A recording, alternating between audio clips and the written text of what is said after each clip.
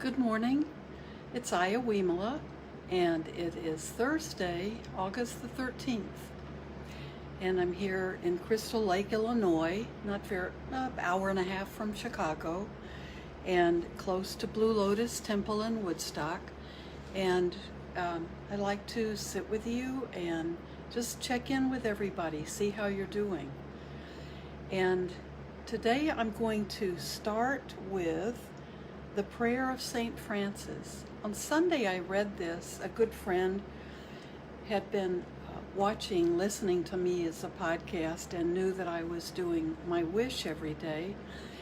And he had suggested that I read the prayer of St. Francis.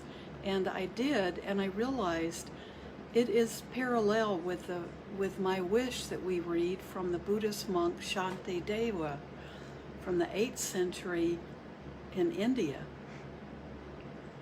So today I'm looking for a Spanish translation for the prayer of St. Francis. If anyone has one that they can send me, I can Google it too. But tomorrow night is a vigil at the Woodstock, Illinois town square, which is just a block from our temple. And it's a vigil to encourage our county board to re-examine their contract with ICE, because our county jail is a very large detainee center. And I'm with a group of volunteers who are able to go in once a week. The group is divided into different smaller groups. And once a week, we've been able to go in and do pastoral counseling with the detainees. And of course, now with the pandemic, we haven't been able to go since the very beginning of the pandemic, and have no idea when we'll be able to go back. But it's going to be coming up for a vote with our county board about ending that contract.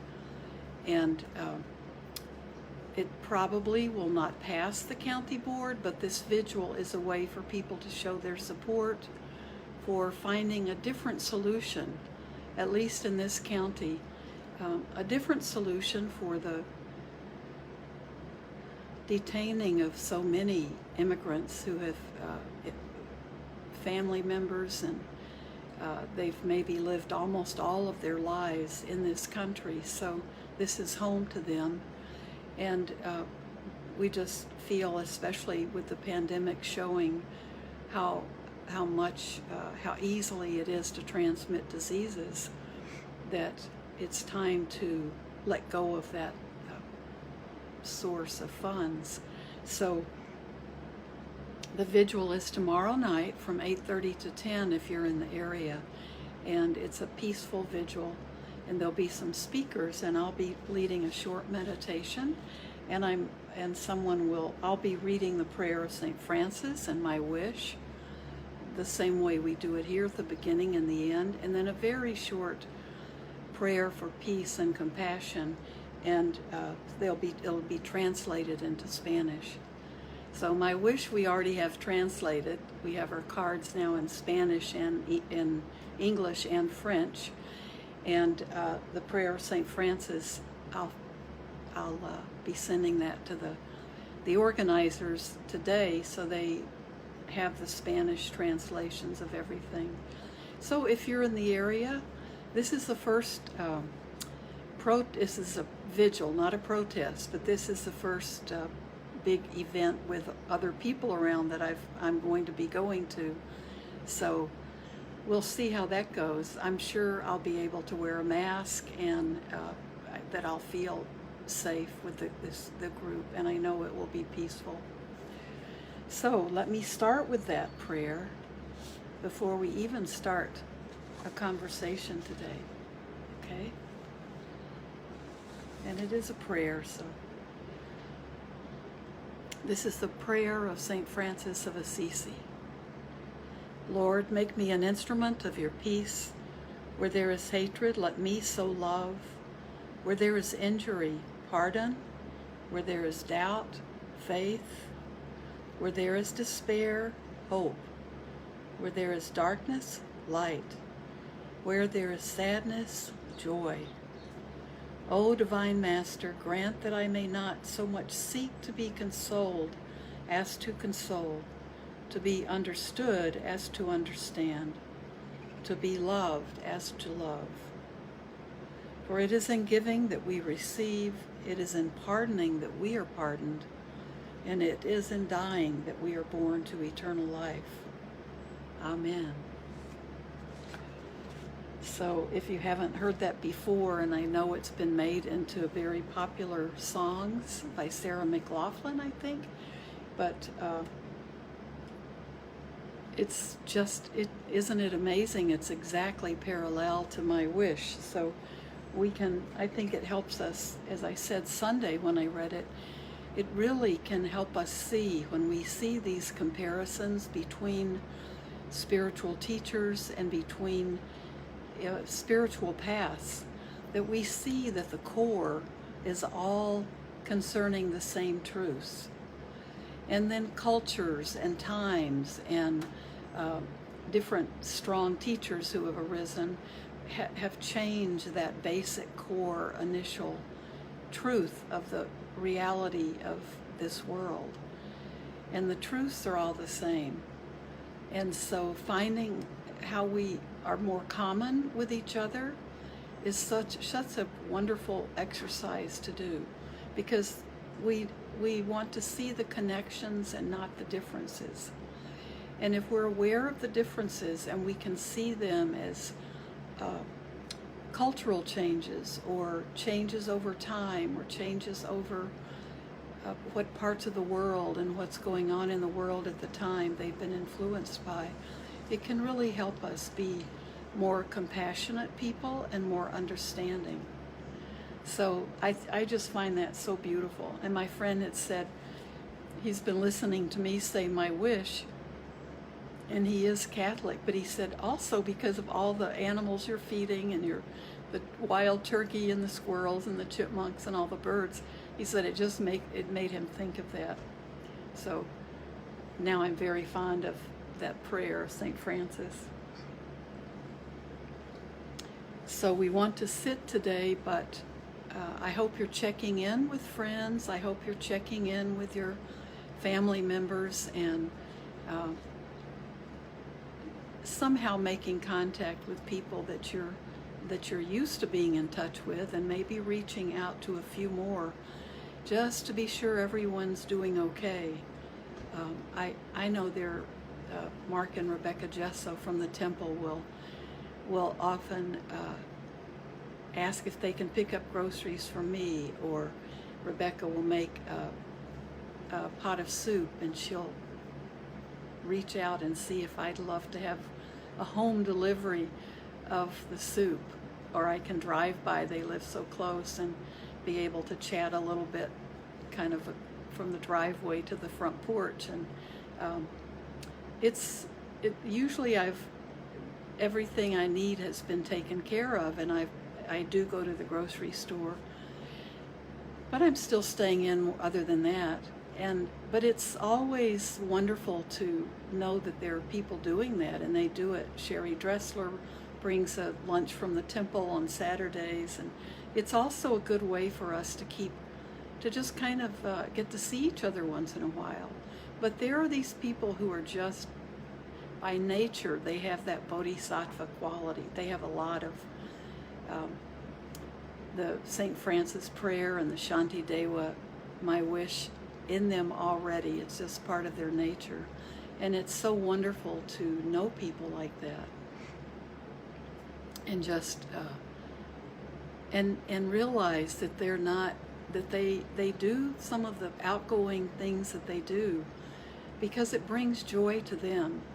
And sometimes it's easy for us to forget those people because they do it with so much ease. And they often may seem like they never need anything for themselves. So think of all the bodhisattvas in your life and reach out to them. Let them know how much they're appreciated, and let them know that you're there for them as well. Because it is amazing. I mean, there are people so generous of their time and their energy, and uh, they just seem to not notice the amount of their time it takes, but it seems to help them. It rejuvenates them, and I admire those people who are like that. So why don't we sit together, and I want to tell you, I realize it's been almost all summer I've been procrastinating on the book group, and it seemed like suddenly there was a lull in scheduling, so there are going to be some open windows, and now things are picking up again with some other classes that'll be starting. So I am right now looking for a good time to start a book group, and we'll move from there. I've got to see when there's spaces, and it would help me if people let me know what good times are for you, how many people are available during the day, and how many people need to have an evening online class. Are weekends good or bad? And so right now I'm looking at early evening, and those time slots are pretty full, even through the temple's Zoom, the temple, and one or two other things. So if you let me know, I'll really try to make sure I can do something that works for people. And remember, it's going to be Pema Chodron's book, Welcoming the Unwelcome. It's not a difficult read. It's a short book, but it's intense, and there's a lot of meat to it. There may be a few chapters we skip, but it is just full of beautiful wisdom and things that we can discuss. And it was written before the pandemic, but we certainly have our own now new experiences that we can add to the book. So let's sit and just spend some quiet, peaceful, silent time. When we talk about having that silent time, remember that we want that silence to be internal silence. We're not just looking for a quiet spot where we can sit and not be distracted. We may be in a spot where there are lots of distractions. But the silence we're looking for is within. We're calming our minds. We're turning off that need to keep thinking, keep moving, keep creating thoughts or creating conversations in our heads with people we need to talk to, or people we're upset with, or people we have unfinished business with. We're learning to tame that monkey mind and that too busy, too active lifestyle of thinking and acting and speaking. So the inside silence that we come to is much more important than the outer. So even if you're in you could be sitting on a train, a commuter train, and be able to, this is what we want to be able to do, is to be able to go inside and find the silence within that we need and that we can tap into anytime. Because that's what will cause our meditations to go deeper, become more still. When I say deeper, I mean more still, more quiet. And that's when we develop insight from the wisdom that we learn and from our experiences in the world. It's that silent, internal peace that we find that allows us to take that wisdom from outside ourselves, or that we've gathered over years of our life experience, and go inward with it to understand ourselves and to understand our relationship with the world better. And the insight that we're looking for comes from that.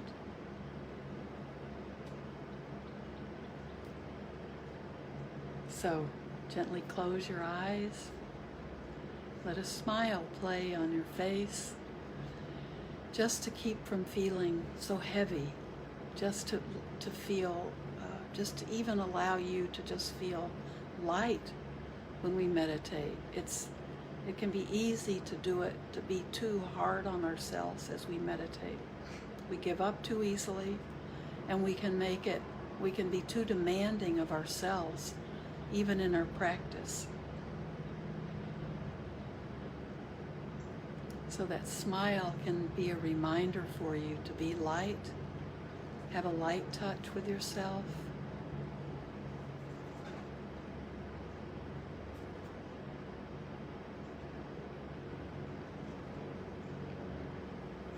So in whatever position you're comfortable in, have that hand on your belly very lightly so you can feel that your breathing has become deeper. You're getting that oxygen down into your lungs all the way.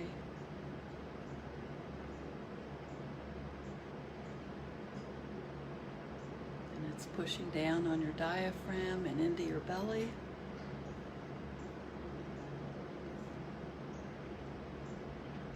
And you can feel the rise and fall of your breathing through that hand on your belly.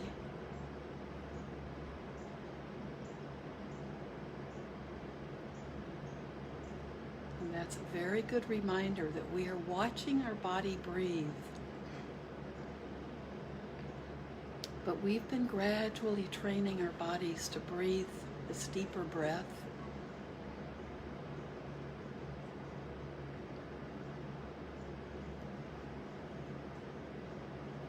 Not only is it good for our health, but it's a way to help us let go of anxiety and worry and even fear.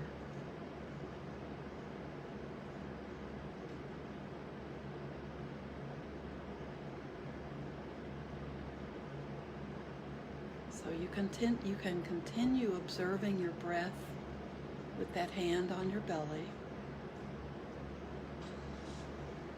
Or if you're used to observing your breath around your nostrils, then you can move your attention to that area.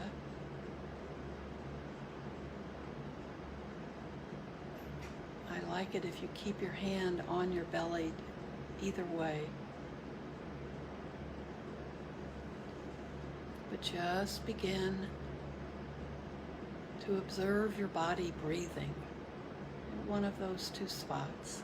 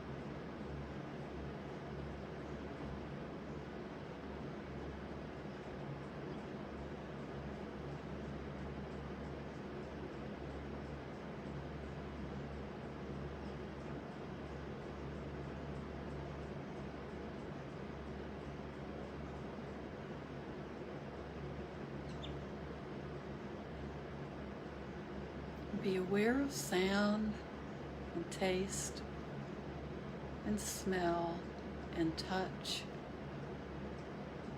Be aware of all of your senses. Being aware of the light that's coming through your closed eyelids. And we think of our mind as a sixth sense. So think of the activity in your mind.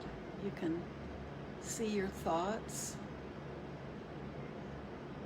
They're not stopping, and we don't want to repress them. Be aware of your mind the same way you're aware of sound. No need to be distracted by it. No need to get caught up in it. We just know it's sound. We just know there are thoughts arising.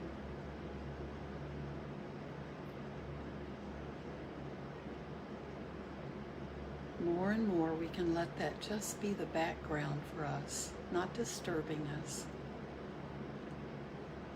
Just the background.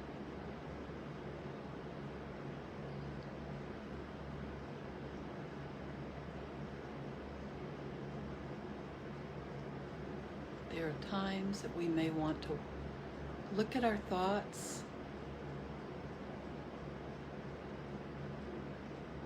just touching in with them, being aware of the quality of our thoughts.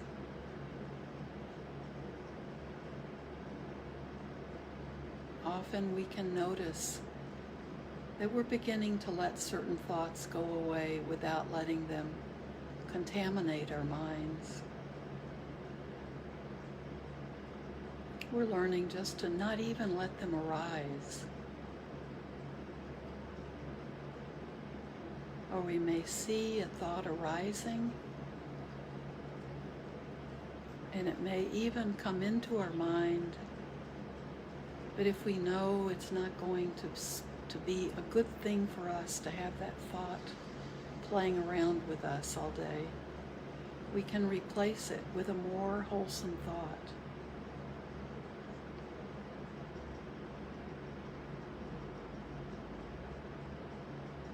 No need to obsess over the one that just leads us into a feeling of craving or a feeling of sadness or an emotional state that we don't want to be in.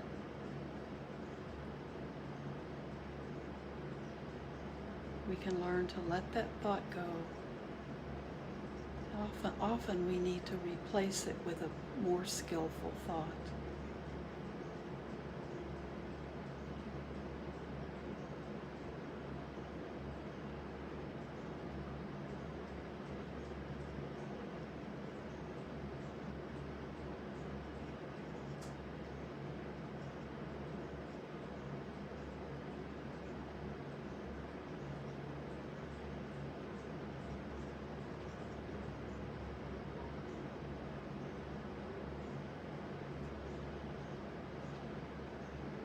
Just keep coming back to your breath.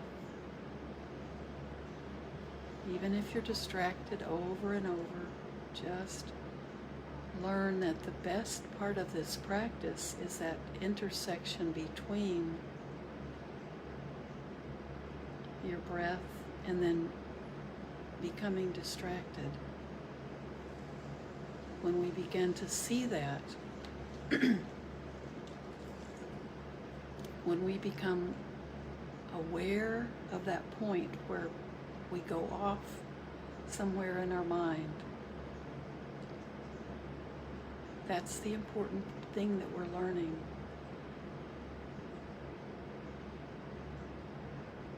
So when you see that, come back to your breath.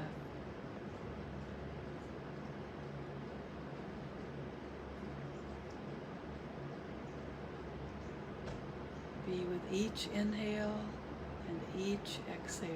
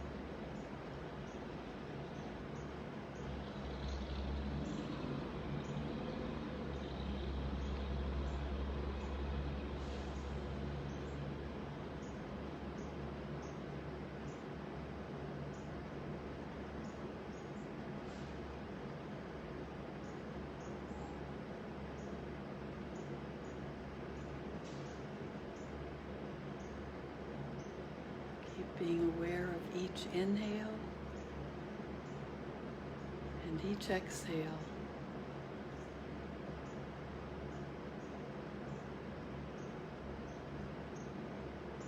Be aware that your body is breathing for you.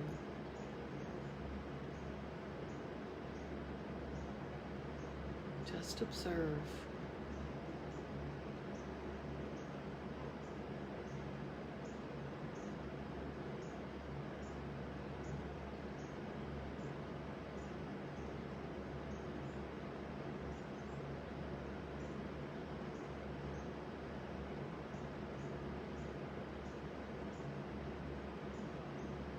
Be aware of how your body feels.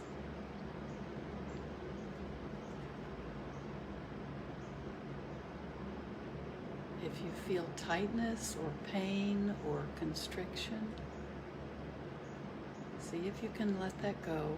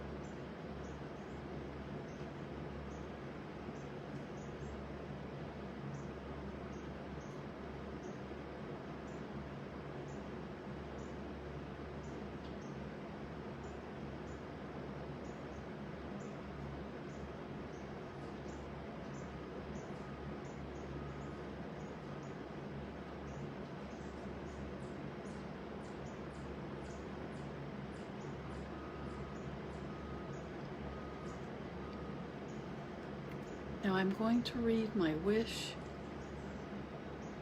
and if you can, just stay in your meditation. Just let the words wash over you, but stay with your practice for as much longer as you can. If you can sit for 5 more minutes, do that, and just sit, being with yourself, and I'll guarantee you'll have a better day. Give yourself this time of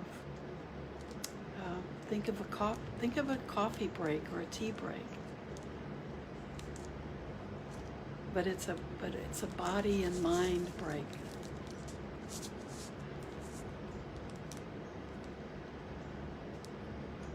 Where we want to be inside is in that calm, centered place. Remember, renunciation is letting go. Loving kindness is having goodwill towards all. And harmlessness is doing no harm to yourself or others. And keep those 3 things as your daily intentions, your daily resolve, and things will go well.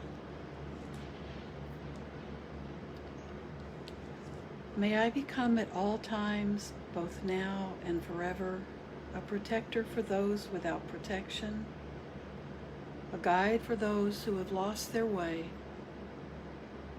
a ship for those with an ocean to cross, a sanctuary for those in danger, a lamp for those without light, a place of refuge for those who lack shelter, and a servant to all in need.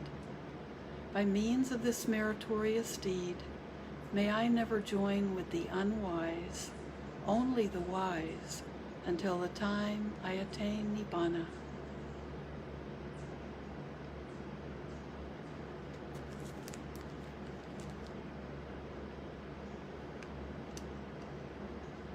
Keep sitting if you can. Just stretch it out a little bit more every day. And I'll see you tomorrow. Thank you so much.